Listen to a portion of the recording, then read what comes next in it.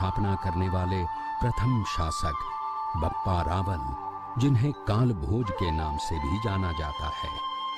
इन्होंने सिंधु नदी की पश्चिम की ओर से बढ़ते आक्रमणों को सदियों तक रोके रखा। इन्हीं के वंशज महाराणा कुंभा हुए, जिन्होंने अपने शासनकाल में 33 किलों का निर्माण करवाया, जिनमें विश्व प्रसिद्ध कुंभलगढ़ और चित्तौड़गढ़ का विजय स्तंभ मुख्य हैं। इसी राजवंश में एक और महाप्रतापी राजा राणा सांगा हुए, जिनका साम्राज्य अफगानिस्तान तक फैला था, जिनका जीवन चरित्र शौर्यपूर्ण गाथाओं, त्याग और बलिदान से भरा है। युद्ध के दौरान उनके शरीर पर 80 घाव लगे थे, जिनमें एक आंख, एक हाथ और एक पांव बुरी तरह से जख्मी होते हुए भी स्वाभिमान की रक्षा के लिए युद्ध में वे सदैव तत्पर रहे। पराक्रम और बलिदान की इस गाथा में एक नाम पन्नाधाय भी है, जो कि एक गुर्जर जाति की धाय मां थीं, जिन्होंने अपने पुत्र चंदन का बलिदान देकर राणा उदय सिंह की रक्षा की, जिनके पुत्र महाराणा प्रताप हुए। महाराणा प्रताप का जन्म पाली जिले के अखेराज सोनगरा की पुत्री एवं महाराणा उदय सिंह की महारानी जयवंत कंवर की कोख से विक्रम संवत 1597 में अर्थात 9 मई 1540 को कुंभलगढ़ में हुआ। बाल्यकाल चित्तौड़गढ़ में गुजरा। करीब 17 वर्ष की आयु में ही प्रताप का विवाह अजबंदे कंवर के साथ हुआ। सन 1567 में अकबर ने जब चित्तौड़गढ़ पर आक्रमण किया, तो मेवाड़ के प्रमुख सरदारों और सेना नायकों के आग्रह पर महाराणा उदय सिंह ने चित्तौड़गढ़ छोड़ दिया।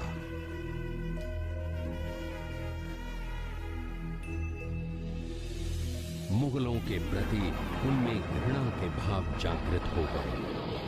अपने देश, कुल, गौरव और मातृभूमि की मर्यादा के लिए प्राण न्योछावर करने वाले योद्धाओं और ललनाओं से प्रताप ने न केवल सीख ली, बल्कि ये घटना उनके जीवन का आधार बन गई। अपने पिता के साथ दुर्गम पहाड़ों में रहने के बाद प्रताप ने गोगुंदा में अपना पड़ाव कायम किया। फरवरी 1572 को महाराणा उदय सिंह का देहांत हुआ।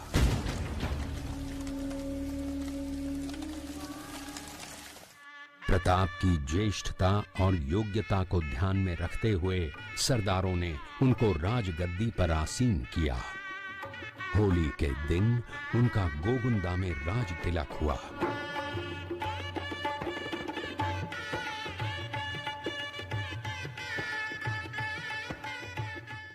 उस समय तक लगभग सभी राजाओं ने मुगल सम्राट अकबर की अधीनता स्वीकार कर ली थी। एकमात्र महाराणा प्रताप ने अपना मस्तक अकबर के आगे नहीं झुकाया। अपनी स्वाधीनता और सार्वभौमिकता के अधिकार को सर्वोपरि माना। अपने दृढ़ निश्चय का परिणाम प्रताप अच्छी तरह जानते थे। प्रताप मुगलों से लोहा लेने की तैयारी में जी जान से जुट गए। 18 जून 1576 की सुबह हल्दी घाटी और खमनोर के मध्य एक मैदान में ऐतिहासिक युद्ध हुआ, जो बाद में रक्त तलाई के नाम से जाना गया। महाराणा प्रताप की सेना गोगुंदा से हल्दी घाटी पहुंची, जबकि सेनापति मानसिंह के नेतृत्व में मुगल सेना ने हल्दी घाटी के ठीक नीचे मैदान में अपना मोर्चा जमाया। मुगल सेना के हरावल दस्ते द्वारा घाटी में घुसपैठ करने के प्रयास की प्रतिक्रिया स्वरूप महाराणा प्रताप की सेना मुगलों पर टूट पड़ी। प्रताप के हरावल सैन्य दलों का नेतृत्व पठान हाकिम खां सूर कर रहे थे। भीलू राणा, जो राणा पूंजा के नाम से भी जाने जाते हैं, उनके नेतृत्व में भील आदिवासियों ने गोरिल्ला पद्धति से युद्ध करते हुए मुगलों के छक्के छुड़ा दिए। देखते ही देखते शाही सेना में खलबली मच गई। रक्त तलाई घोड़ों की टापों, हाथियों की चिंगारों और तलवारों की झंकारों से गूंज उठी। चारों तरफ हाहाकार मच गया।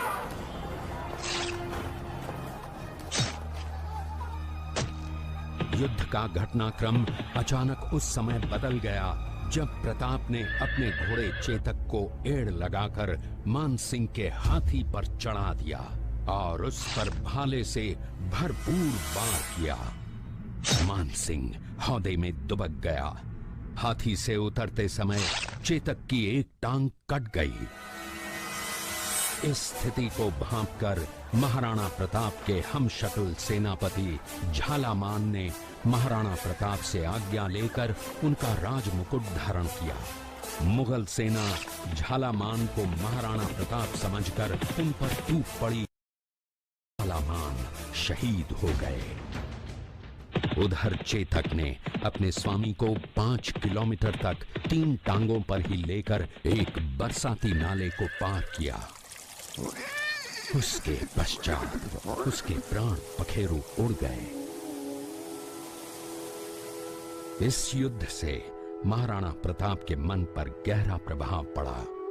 परिणाम स्वरूप उन्होंने मुगलों पर विजय प्राप्त करने तक राजसी ठाट बाट छोड़ने और पत्तों पर भोजन करने का प्रण लिया, जिसे उन्होंने जीवन भर निभाया। महाराणा प्रताप ने अपना सैन्य बल बढ़ाकर सर्वप्रथम अरावली पर्वत की घाटियों में बसे दिवेर पर चढ़ाई कर विजय प्राप्त की।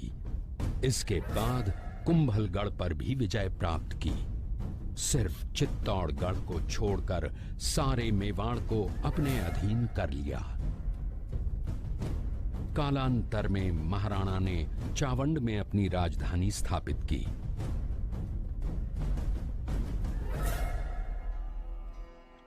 19 जनवरी 1597 को राणा प्रताप ने मात्र 57 वर्ष की आयु में इस संसार से प्रयाण किया।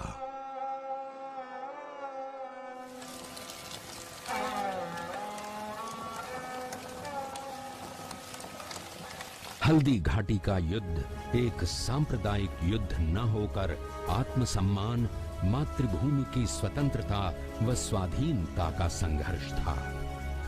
इसका प्रमाण ये है कि जहां पर अकबर की सेना के सेनापति जयपुर के राजा मानसिंह थे, वहीं पर महाराणा प्रताप की सेना के सेनापति काबुल के हाकिम खां सूर थे। महाराणा प्रताप स्वतंत्रता की वेदी पर एक ऐसा अंगारा था जो आत्मसम्मान व देश गौरव के लिए दिन रात जलता रहा, धधकता रहा और अंत में बुझकर भी उसने देश में ऐसा लौह भर दिया जिसकी प्रखर किरणों ने भारत माता को गुलामी की जंजीरों से मुक्त कराने के लिए सदा प्रेरित किया।